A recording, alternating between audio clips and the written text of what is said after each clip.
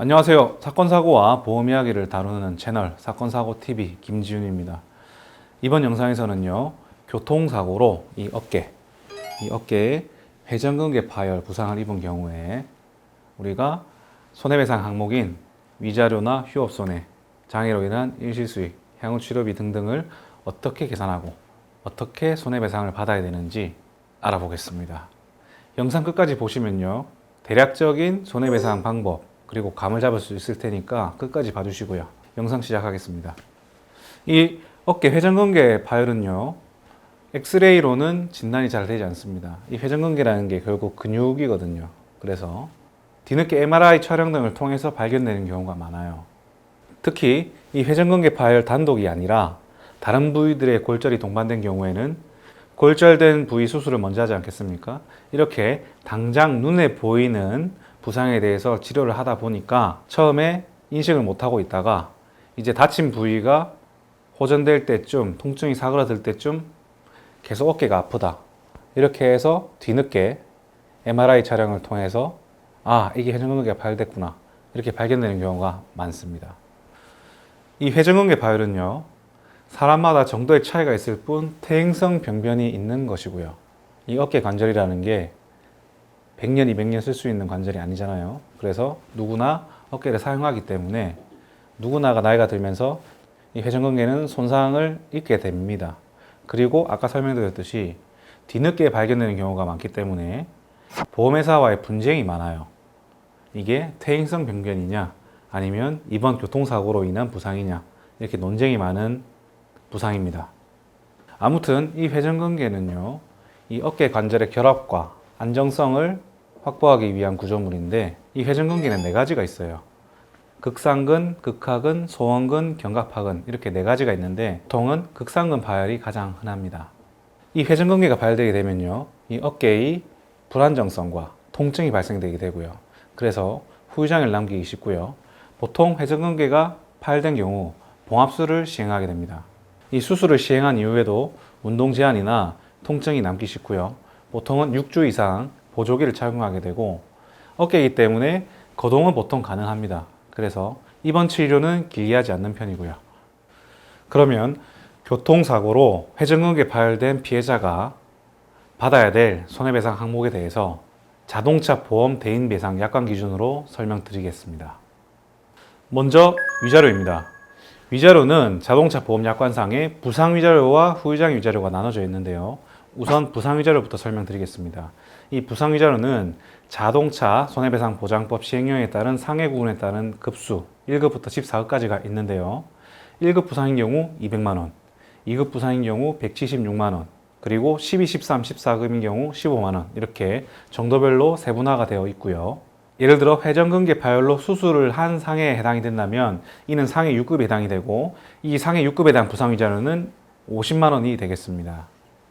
그리고 후유장애 위자료입니다. 이 후유장애 위자료는요, 노동능력 상실률 정도에 따라서 세분화가 되어 있는데요.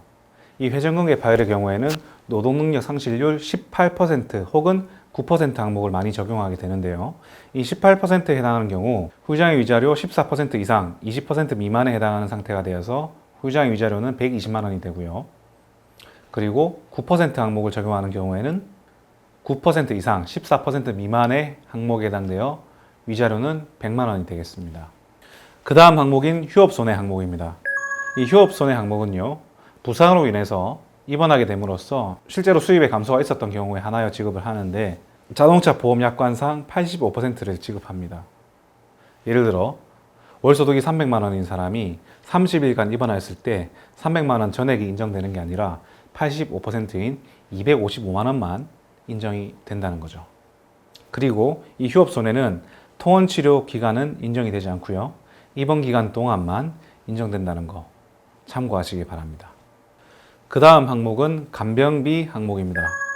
이 담보는요, 자동차 손해배상보장법 시행령에 따른 책임보험 상해구분상 1급에서 5급에 해당되는 사람에게 지급을 하는데요. 1급, 2급 부상인 경우에는 최대 60일, 3급, 4급 부상인 경우에는 최대 30일, 그리고 5급 부상인 경우에는 최대 15일을 인정합니다. 이때 실제 지출된 간병비가 아니라 도시일용근로자 임금으로 적용이 되고요. 제가 지금 영상을 촬영하고 있는 2020년 하반기 9월 1일부터 12월 31일까지를 말합니다. 이 2020년도 하반기 기준 도시이름 근로자 임금은 109,546원이에요. 그래서 5급 부상이다 했을 때 109,546원에 곱하기 15일을 했을 때 대략 164만 원 정도가 간병비로 인정이 돼야 된다는 거죠. 그리고 이 간병비 부분은 실제로 15일이라고 쳤을 때 15일 이상 입원하셨을 때만 인정이 될 수 있다는 거 참고하시고요. 그 다음 마지막 부상 항목인 그 밖의 손해배상금 담보입니다. 이 그 밖의 손해배상금 항목은요, 통원과 식대 이렇게 두 가지가 있는데요. 통원의 경우에 실제 통원한 일수에 하루에 8,000원을 곱해서 산정이 되고요. 식대의 경우에 병원에서 식사를 제공하지 않거나 본인의 요청에 의해서 병원에서 제공하는 식사를 먹지 않았을 때 한 끼당 4,030원이 인정이 됩니다. 그 다음은 후유장애 항목의 상실수익액 부분입니다. 이 상실수익액은요, 교통사고 피해자가 이 사고로 인해서 노동능력을 상실한 경우에 월 평균 현실소득액의 노동능력 상실을 곱하고 그리고 그 해당하는 장애 기간에 대한 라이프니츠 계수를 곱해서 산정을 하는데요. 예를 들어서 36개월, 즉 3년의 한시장애가 남았다고 했을 때 이 33.3657이라는 라이프니츠 계수를 곱해서 적용을 합니다. 이게 중간이자를 공제하는 계수인데요. 이 중간이자를 공제하는 이유는 합의금을 합의하는 시점에서 일시금으로 받기 때문에 향후에 발생할 금액을 지금 시점으로 당겨받는 것이기 때문에 그 중간 이자에 대한 공제를 하는 것이죠. 이 장애 상실 수익의 항목에서 이 회전근개 파열의 경우에는 보통은 한시장애로 평가가 되고요. 노동능력 상실률 같은 경우에는 보통 18% 혹은 9%짜리가 많이 적용이 됩니다. 참고하세요. 마지막 항목으로 향후 치료비 항목이 있습니다. 이 항목은 약관에 명시된 내용은 아닌데요. 합의 이후에도 필요한 치료비가 있으면 향후 치료비로 산정해서 합의금에 얹어주는 걸 얘기하는데요. 만약에 골절로 금속 내고정수를 했다.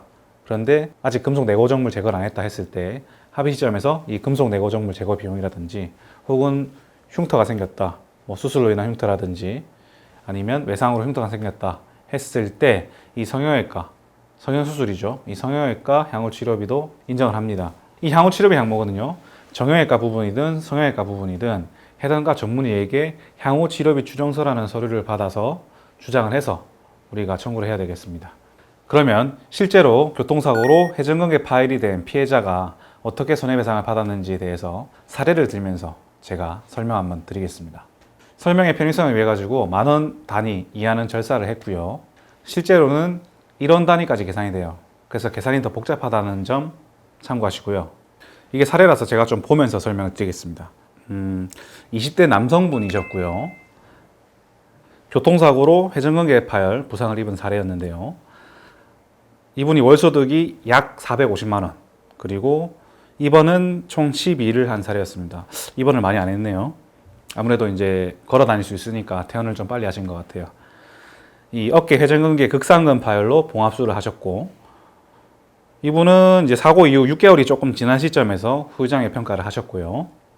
이때 장애 나온 게 어깨 관절 18% 3년 한시장애, 그리고 이 수술 흉터는 성형외과 향후치료비가 100만 원으로 평가가 돼가지고 제가 앞에서 설명드린 순서대로 제가 설명드리면 부상 이전에는 6급이어서 50만 원, 휴업 손해는 450만 원을 30일로 나눈 거에서 12일 입원했네요. 12일 곱해서 거기 85% 하면은 153만 원이 나옵니다. 그리고 통원 치료는 23일을 하셨네요.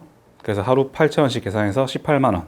그리고 장애 상실 수익액이 450만 원 곱하기 18% 곱하기 33.3657 해서 2,702만 원 정도.